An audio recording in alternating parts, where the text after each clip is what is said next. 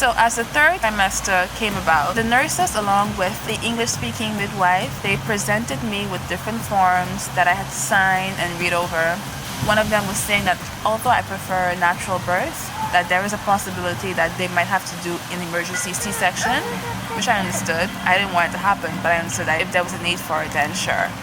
And they also had different things like, if need be, then they would have to do like an episiotomy when they cut your vagina a little bit more open to allow the head to come out, the baby's head to come out. Some forms outline all the possible risks involved and that the hospital is liable for certain risks. So they wanted me to understand that as well. They had different details about the epidural, which I did not want at all. I wanted no painkillers, no nothing. I wanted to do it completely natural. So I stressed that, but they said that if need be, then they might have to use it. And I said, okay. There was also a form regarding the baby, and should any injury occur to my baby during childbirth, that they would take responsibility for it. Finally, I was asked to choose a room. I had a catalog of rooms to choose from. First room was free, but that room would be shared between 4 different persons. The second room was like a little bit expensive, and that room was shared with another person. And then they had like private rooms and like traditional rooms and regular Western style rooms. I, of course, chose the free one, but the free one you cannot book it. Well, you cannot book any rooms actually. If I picked a private room and the private room was not available during the time that I gave birth, then I would have to go to next available room until that private room is available. Though the ones that allow you to share a room with your husband were slightly more expensive, of course. They varied between 0 yen to 10,000 yen per night. The hospital stay for an uncomplicated natural childbirth is 7 days. For a C-section is usually about 9 days. The hospital provided a pink nightgown. Every time you took a bath, they gave you like a pink nightgown. They provided diapers and clothing for the baby, soap, shampoo, conditioner, hair dryer, big towels to use when you took a shower. Items that I was advised to bring were small bath towels for me, pads, like really thick pads, like I think 30 centimeters long, huge, thick pads. Special underwear. These underwears are like regular panties, but they have a velcro at the bottom and they open up. Yeah, they have those at like Nishi, Matsuya, and those kinds of pregnancy and baby stores. So these underwears open up at the bottom. Oh, it wasn't there. So yeah, like I said, those underwears open up at the bottom and they allow you to easily go into the bathroom or easily be checked up by the doctor, that kind of thing. I bought 3 of those, and after wearing them once each time, I wore regular underwear. I prefer those. And then I also had to get like a nursing bra, and they advised us to bring like baby clothes for whenever we got discharged for the last day.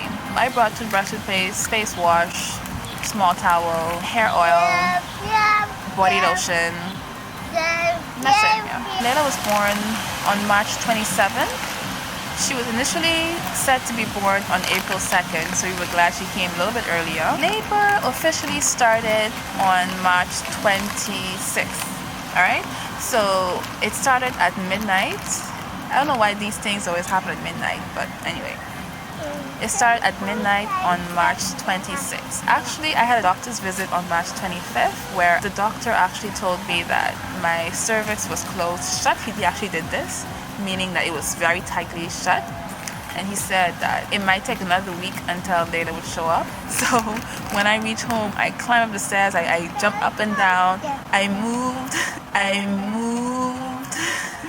I cleaned the floor, like I was on all fours. I cleaned, I just had some reggae music and dancehall music, and I was just moving, just whining and moving. I just wanted to get things going. I didn't want to hear that I was closed shut. Like, I was tired of vomiting every day and everything, so I said, no way, I want to be free. Literally less than 12 hours later, my water broke after doing all those movements. I was like, seriously, I was dancing like a crazy person. When my water broke, I waited a little bit.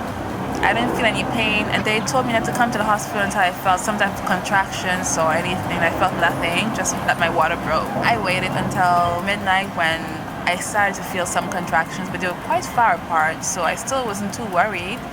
But since I knew that earlier my water broke and I'm finally starting to feel contractions, I decided to go ahead and go to the doctor. That was like midnight, like after midnight, like 12:45. So Kino and I called the doctor and we told him that we were coming. The night doctor checked me and said, "Oh, how water did not burst?" And then I don't detect anything at all.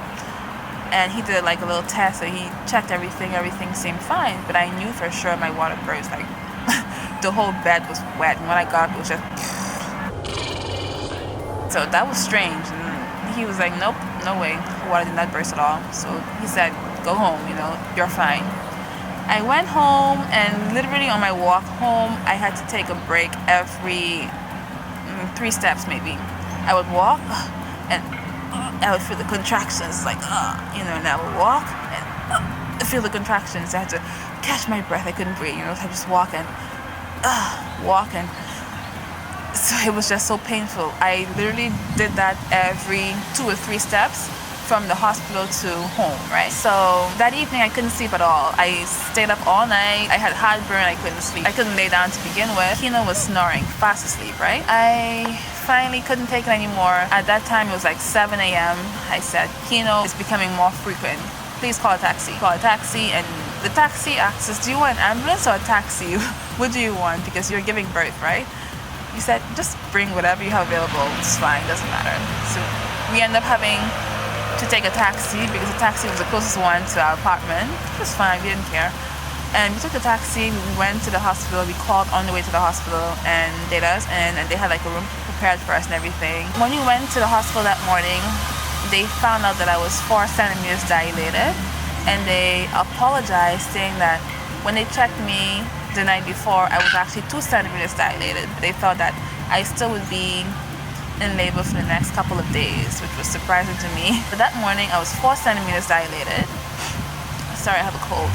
So that morning I was 4 centimeters dilated. That was about 7:30ish. By 10 a.m. I was 8 centimeters dilated, and I was so happy. Yay! Well, happy-ish because I was in pain, right? By 11 a.m. I was 9.5 centimeters dilated, so I was almost close to 10 centimeters. I was so happy. So because I was 9.5 centimeters dilated, they told me that I can finally start pushing. Kino had the camera ready. He was excited. Every time they checked my service, he had to leave the room, and he came back once they were done. But once that everything hooked up and all of that, they told me to start pushing. But they only wanted me to push whenever I felt the contractions, and they had the device to monitor my contractions. And every time they saw that the wave was going up, they said, "Okay, get ready to push." So whenever I felt the wave, they tell me, "Push." Okay, get ready, push. That kind of thing. So I pushed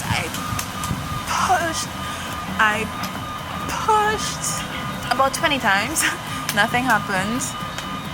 In fact, she claimed that the head came out a little bit, like you can see the crowning happening, and then it slipped right back in. I actually felt that because, I didn't take any medication at all, so I felt it when it came out, and then I felt nothing afterwards, and I said, "What was going on?" So the head went back in. I was like, "Oh, okay." So they did an episiotomy, and that was the only time I saw the doctor doing anything at that particular moment.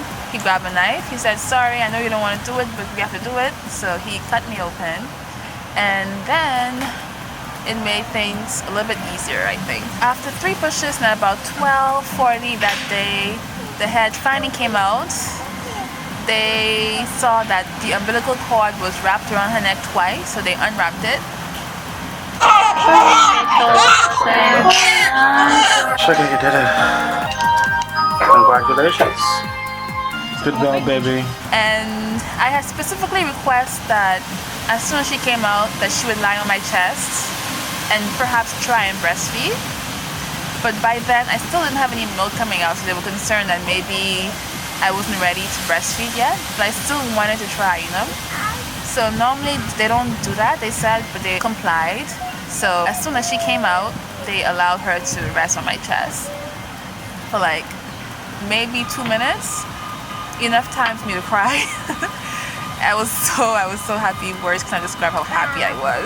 They snatched her away to clean her up a little bit, and I didn't get to see her until the following day. But Kino got to hold her a little bit after they cleaned her up, and he got to take pictures and video as well.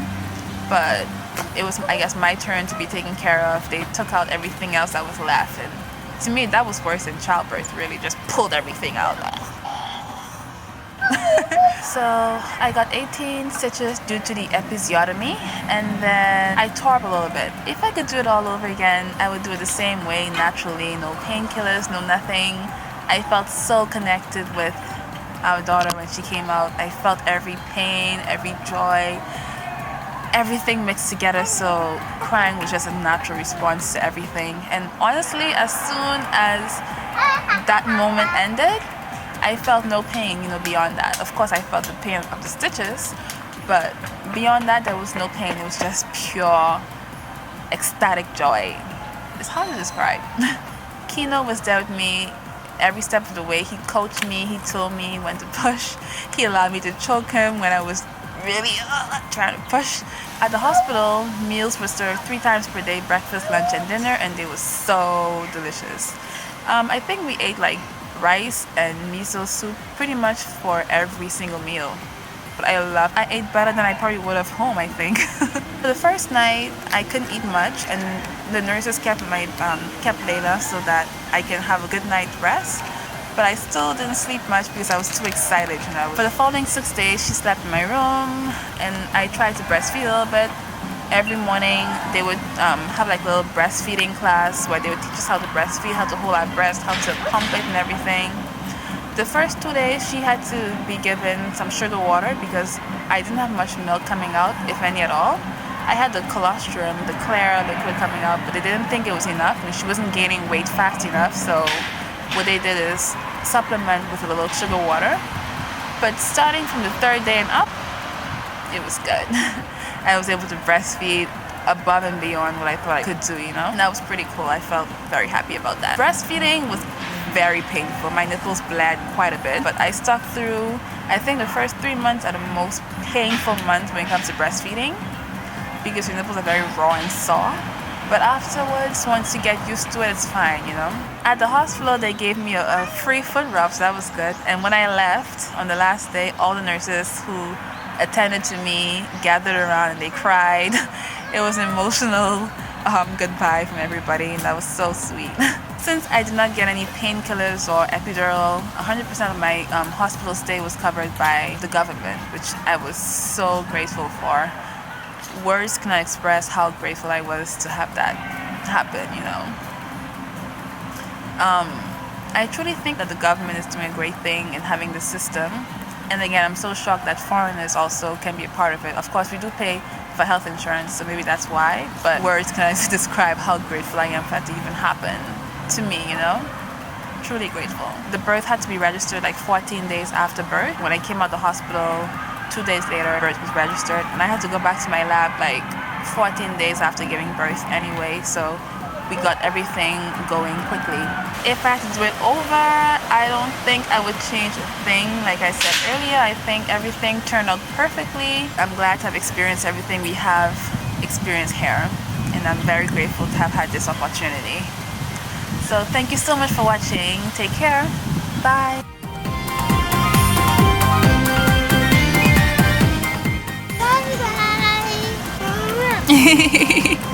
Merci Leila.